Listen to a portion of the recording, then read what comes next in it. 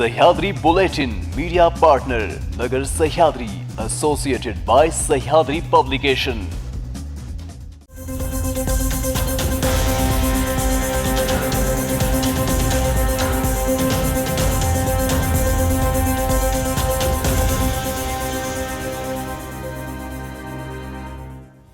नमस्कार, मी साक्षी न्यूज 24 सह्याद्री मध्ये तुमचं स्वागत। पाहूया देश विदेशासह राज्यातील महत्त्वपूर्ण बातम्यांचा आढावा सह्याद्री बुलेटिन मध्ये। राष्ट्रवादी काँग्रेसच्या नेत्या खासदार सुप्रिया सुळे यांच्या घरी लवकरच लगीनघाई सुरू होणार आहे। त्यामागचं कारण म्हणजे सुप्रिया सुळे व सदानंद सुळे यांची कन्या रेवती हिचं ठरलेलं लग्न। 2 दिवसापूर्वी ही बातमी समोर आली आहे। रेवती सुळे आणि नागपूरचे सारंग लखानी यांचं लग्न ठरल्याची बातमी सुप्रिया सुळे यांची मैत्रीण महाराष्ट्राचे माजी मुख्यमंत्री सुशील कुमार शिंदे यांची मुलगी स्मृती शिंदे यांनी त्यांच्या सोशल मीडिया अकाउंटवर पोस्ट केली होती। त्यांनी हे जाहीर केलंय की रेवती प्रकाश झोतात आली आहे। त्यानंतर काल खुद्द सुप्रिया सुळे यांनीच रेवती व सागर यांचे काही फोटो पोस्ट करत लग्न ठरल्याची गुड न्यूज अधिकृतरित्या शेअर केली आहे। सारंग हे नागपूरचे असून ते प्रसिद्ध उद्योजक अरुण व वंदना लखानी यांचे सुपुत्र आहेत।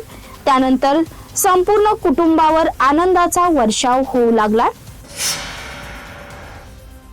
माजी उपमुख्यमंत्री आणि दिव्यांगत अजितदादा पवार यांच्या विमान अपघातामागे संशयाचा धूर कायमच आहे।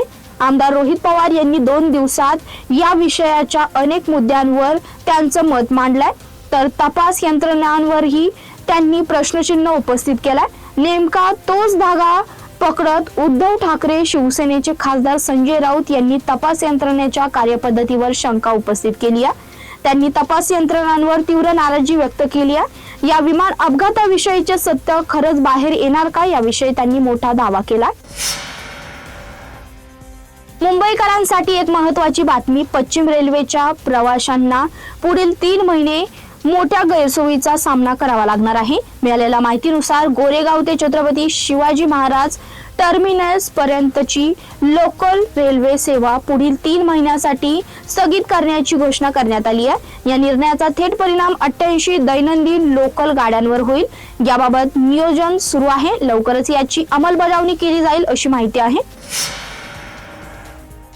चंद्रपूर महापालिकेतील सत्ता नाट्याचा मंगळवारी नाट्यमय शेवट झाला असताना उपमहापौर पदाच्या निवडणुकीसाठी मोठा थरार पाहायला मिळाला।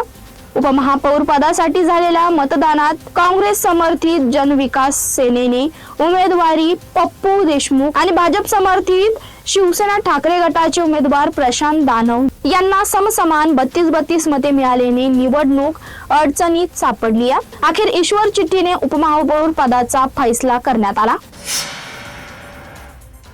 चंद्रपूर महापालिकेतील सत्ता स्थापनेचा पेच राज्यभरात चर्चेचा विषय ठरलाय। सध्या चंद्रपूरमध्ये काँग्रेसला अंतर्गत दुफळीचा फटका बसल्याची शक्यता वर्तवली जात असून दोन्ही गटातील वादांचा थेट लाभ तिसऱ्यांनाच होण्याची दाट शक्यता निर्माण झाली आहे। या साऱ्या राजकीय गणितात शिवसेना ठाकरे गट किंगमेकरच्या भूमिकेत आला आहे। महापालिकेत सत्ता स्थापन करण्यासाठी भाजप आणि काँग्रेस दोन्ही पक्षांना ठाकरे गटाच्या पाठिंब्याची गरज आहे। त्या संधीचा फायदा घेत ठाकरेंच्या शिवसेनेने थेट महापौर पदासाठी डाव टाकल्याचं चित्र आहे। विशेष म्हणजे भाजपाकडून ठाकरे गटाला सत्ता स्थापनेसाठी 1.25 वर्ष महापौर पदाची ऑफर दिल्याची जोरदार चर्चा आहे। सह्याद्री बुलेटिन मध्ये घेऊया छोटीशी विश्रांती। रोखोक पत्रकारिता, निर्भीड बाणा आणि कणखर भूमिका, महाराष्ट्राचा सखा, सत्याचा पाठीराखा, शब्दांचं सामर्थ्य, विश्वसनीयतेची उंची, न्यूज 24 सह्याद्री। विश्रांतीनंतर तुमचं पुन्हा एकदा स्वागत। पाहूया पुढील बातम्या।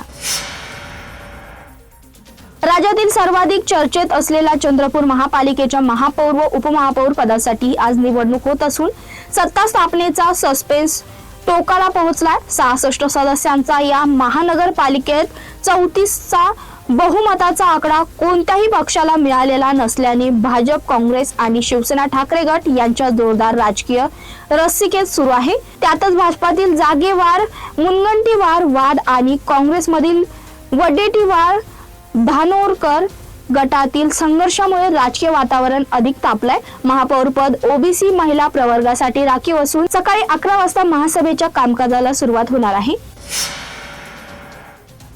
प्रकृती बिघडल्यामुळे सध्या पुण्यातील रुग्णालयात उपचार घेत असलेले राष्ट्रवादी काँग्रेसचे संस्थापक शरद पवार यांना पंतप्रधान नरेंद्र मोदी यांनी फोन केल्याची माहिती समोर आली आहे. सूत्रांच्या माहितीनुसार पंतप्रधान नरेंद्र मोदी यांनी मंगळवारी सकाळी शरद पवार यांना फोन केला होता. त्यावेळी पंतप्रधान मोदी यांनी शरद पवार यांच्या तब्येतीची विचारपूस केली.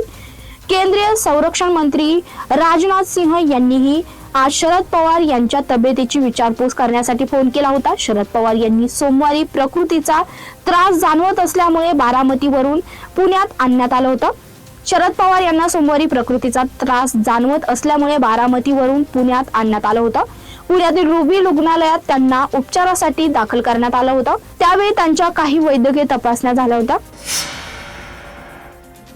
पुण्यातील फरासखाना पोलीस ठाण्यात एक धक्कादायक प्रकार घडला. या प्रकारामुळे पुणे पोलिसांच्या कार्यपद्धतीवर प्रश्नचिन्ह निर्माण झालाय. या मदतीसाठी स्वतः पोलीस ठाण्यात आलेल्या एका बांगलादेशी तरुणीला पुन्हा जबरदस्तीने चक्क वेश्या व्यवसाय करून घेणाऱ्या कुंटणखाना मालकिनीच्या ताब्यात देण्याचा प्रकार घडलाय, असा आरोप महिला पोलीस अधिकाऱ्यांवर झाला असून या प्रकरणी संबंधित महिला पोलीस हवालदाराला निलंबित करण्यात आलाय. मिळालेल्या माहितीनुसार सुमारे महिनाभरापूर्वी रात्रीच्या वेळी एक तरुणी फरासखाना पोलीस ठाण्यात आली होती. तिने कर्तव्यावर असलेल्या महिला पोलीस हवालदाराला आपण बांगलादेशी नागरिक असून बुधवार पेठ परिसरात आपल्याकडून जबरदस्तीने वेश्या व्यवसाय करून घेतला जात असल्याची माहिती दिली होती. शिवसेनेचे खासदार संजय राऊत यांनी आज पत्रकार परिषदेत बोलताना महाराष्ट्राचे माजी राज्यपाल भगतसिंग कोश्यारी यांच्या विरुद्ध कडक शब्दात टीका केली आहे. मनसे प्रमुख राज ठाकरे यांनी डॉक्टर मोहन भागवत यांच्यावर भाषिक मुद्द्यावरून टीका केली होती. रटाळ प्रवचनाच्या राजकीय टीका टिप्पणी करू नका असे राज ठाकरे यांनी म्हटलं होतं. त्यावर महाराष्ट्राचे माजी राज्यपाल भगतसिंग कोश्यारी यांनी पलटवार केला होता. आता शिवसेना ठाकरे गटाचे खासदार संजय राऊत यांनी भगतसिंग कोश्यारी यांच्यावर जोरदार हल्लाबोल केला. लोकसभेचे विरोधी पक्षनेते राहुल गांधी यांनी बुधवारी सभागृहात भाषण केलं. सभागृहात बोलताना राहुल गांधी यांनी अमेरिकेवर निशाणा साधला, पण केंद्रातल्या मोदी सरकारवरही हल्लाबोल केला. अमेरिकेच्या दबावाखाली केंद्र सरकारने ट्रेड डील केली आहे. भारताने त्याचं ऐकलं नाही तर ते पुन्हा टॅरिफ वाढवतील.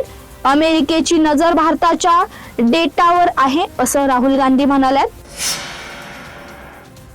तर बुलेटिन मध्ये इथे सांगतो. तुम्ही पाहता न्यूज 24 सह्याद्री.